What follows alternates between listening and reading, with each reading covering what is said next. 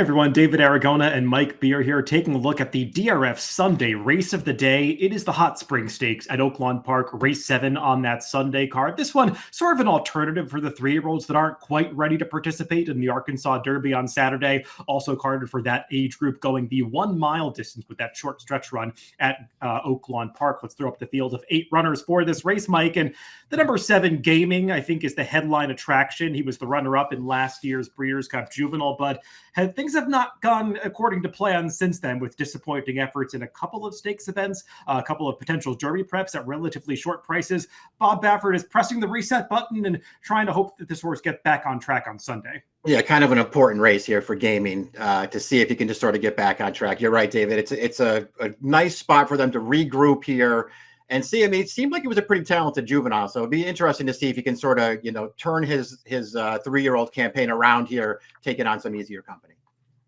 With this being the race of the day, do note that you can get free past performances for this race on the Race of the Day page at DRF.com. Also, click the link in this video or the link below the description on YouTube. You can handicap along with us using free Formulator, Classic, or Timeform US past performances. And speaking of Timeform US, let's check out the pace projector for this race, because it does feel like there are a couple of key speeds in this race, Mike. And the number 1, Landing Craft, who has been aggressively ridden away from the gate the last few times and faded a bit at the end, so we'll see how much pressure he gets on the lead from a horse like the number 5, Clever Again, who also showed a lot of speed coming off the layoff last time.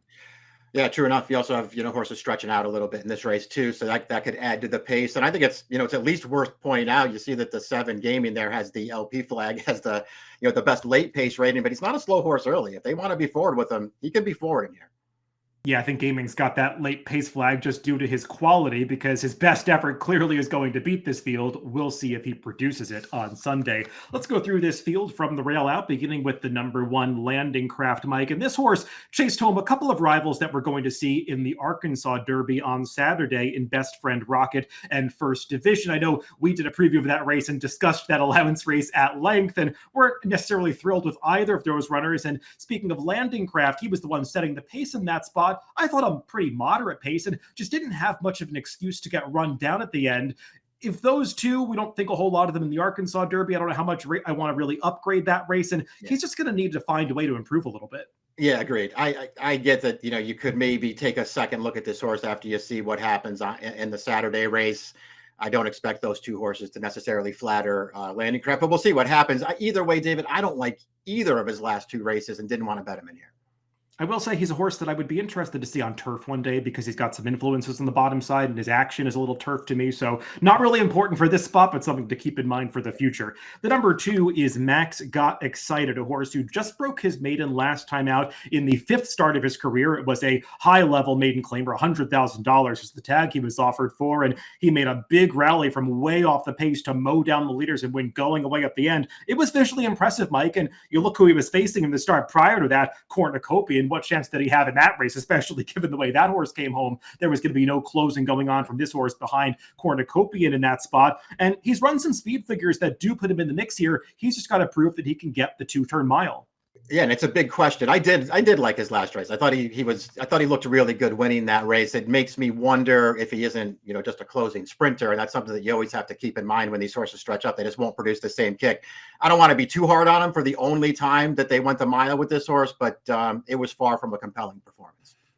Mike, I'm wondering if you see any upside with the number 3 Gryphon, a horse who was visually impressive when he broke his maiden at Gulfstream coming from off the pace. And since then, things have not gone quite right. He broke slowly. Second time out, something he's actually done a few times. And then last time out, actually had one of his better breaks, but got really rank with the slower pace of a 2-turn race and just seemed to get shuffled back in traffic around the far turn. I wish he did some more running at the end, but the trips have not been ideal. So can we project a better performance here? Yeah, I looked at him kind of the same way. I mean, I do feel like there are ways to dress him up a little bit, because like you, I did like his debut. I can't say that I'm thrilled that they debuted him for a tag. That sort of bothers me a little bit. And I feel like we're on the same page with his last race. I get that sort of things went wrong with him there the first time they stretched him out. I still didn't think that he ran that well. I'm kind of surprised that they're running him back in a stakes race here. The number 4, Hola Joey, is a horse that is stretching out from 6 furlongs to try the mile here, and he's been in pretty good form recently for his lower profile connections. Was second in the Ozark Stakes behind I Got Game, who was a dominant winner there. I didn't think he got the best trip in there, Mike. A little shuffled around the far turn and some traffic. Just kind of an awkward ride in that spot, but he did ultimately extricate himself and was finishing decently down the center of the course. He's just going to have to run faster, stretching out in distance, and there's nothing in his pedigree that leads me to believe that's going to be the case. That bothers me too. I'm not sure that he's a horse who you're going to expect to improve stretching out. I will say that I'm a fan of this horse. I liked his 2 wins, the back-to-back wins. I thought he ran really well in both of those races and didn't love the trip that he got last time. So I do think he's a talented horse. I just don't know that I love this horse going long.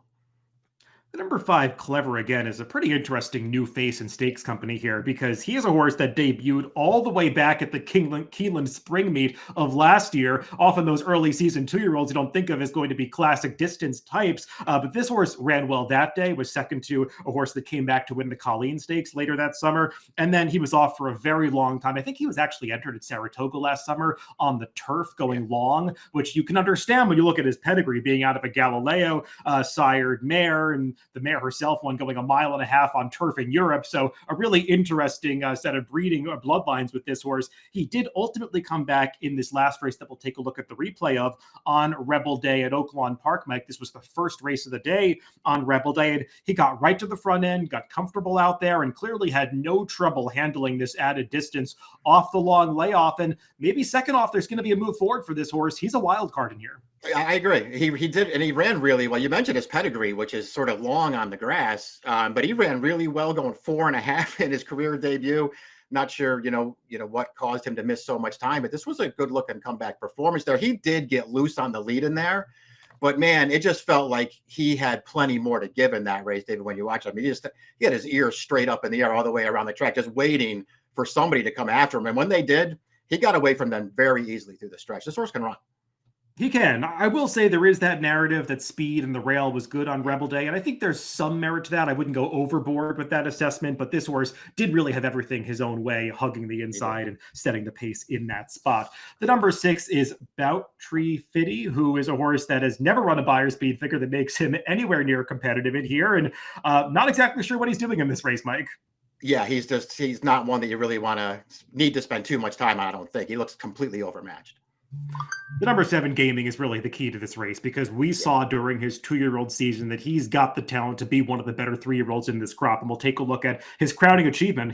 When he was second to champion Citizen Bull in the Breeders' Cup Juvenile last November. Now, Mike, I'm kind of 2 minds about this horse because, yes, he ran well against some high-quality competition here, but let's remember this was a Breeders' Cup Juvenile that was significantly altered at the start when one of the main pace rivals, East Avenue, didn't get out of the gate. The Bob Baffert trio was just able to control this race through some moderate splits towards the front end. So Gaming got a very good trip on this occasion. Since then, I do think he's had some minor excuses in both the Los Al Futurity and especially the Southwest last time where the trips didn't work out as planned. But at a short price, I'm not sure that I want to make too many excuses for him. I can totally understand that way of looking at him. I would say, based on the Breeders' Cup, which is obviously the race that makes him the horse to be, and I'm with you.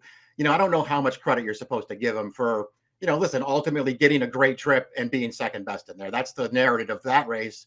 What's also true, though, David, is that he was really, really good in his first 2 career starts, including a graded stakes wins. And I know that was a 7-furlong race. I don't know, man. His low self-maturity to me wasn't that good. I was willing to be a little lenient there. And I get that he had real trouble early in the Southwest, but he was awful in that race. Like after the trouble, he did not pick his feet up at all. I don't know. I'm still a fan of his. I'm still holding out hope that he has a chance to be pretty good, but he better prove it here. And something I've noticed is he's taken a little stutter step away from the gate the last couple of times. In the Los Al Futurity, it seemed like he might have stepped on himself or something. Something happened at the start of that race that I could have viewed it as an excuse. And I think the Los Al Futurity is a better race than the 87 buyer that it was assigned. We've seen some runbacks do very well out of that race, including winner journalism. But still, I agree with what you said about the last race. You wanted to see him do some running after that early trouble, and he didn't. And you do also want to note this horse was supposed to run in the Virginia Derby 2 weeks ago. Came up with, I think, a minor temperature, so Bob Baffert didn't send him for that race, so he was rerouted here instead. And I think running here, it's clear he is now off the Kentucky Derby trail. The number 8 is Perfect Force. And like, isn't this just kind of the prototypical Lucas horse who didn't show that much early on, but cost a lot of money, has a ton of pedigree, and just through racing and experience, he seems like he's finally coming into his own. And we'll take a look at his most recent start, which was his second victory in a row. He broke his maiden in the 8th start of his career and came right back in the 9th start of his career to win right back against Allowance Company. Now, both of these were 6 furlong races, Mike, but you look at this horse's pedigree. The dam herself was a sprinter, but she has produced some horses that want to go long, particularly Scuba, who did win what used to be called the Breeders' Cup Marathon, going 1 3/4 miles. I don't think this horse wants to run that far, but it does give me some confidence that a mile could be within his scope. Yeah, I wouldn't worry about him stretching out here, especially just to the mile. And we'll just see, David, how, it's the least surprising thing is that he sort of turned his career around a little bit in those last 2 races. We see this from Lucas a lot, especially at Oaklawn. His horses will get better at Oaklawn for whatever reason. The one thing I think he's really dangerous in here. The one thing that held me back on him is he really improved with the addition of Lasix in his last 2 starts. And now, of course, he can't run on it. So I just wonder how much that's going to affect his performance. I recognize him, though, as a very serious contender in here.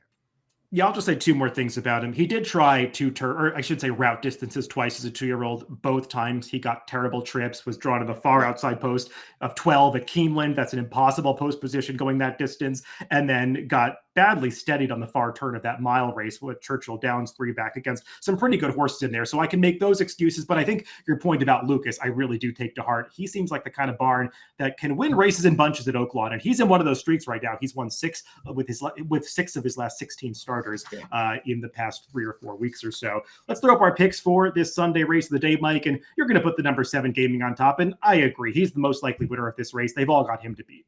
Yeah, the longer I looked at the race, the less I was interested in taking a shot against him. I understand people who want to do that, though, at a really short price, because he does have something to prove now.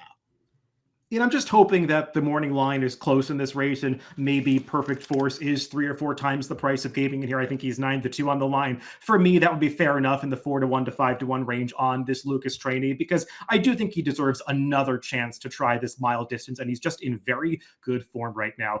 8-7-2-5 for me and 7-5-4-8 for Mike in the DRF Sunday race of the day, the Hot Springs at Oaklawn. Good luck if you're playing the races this weekend.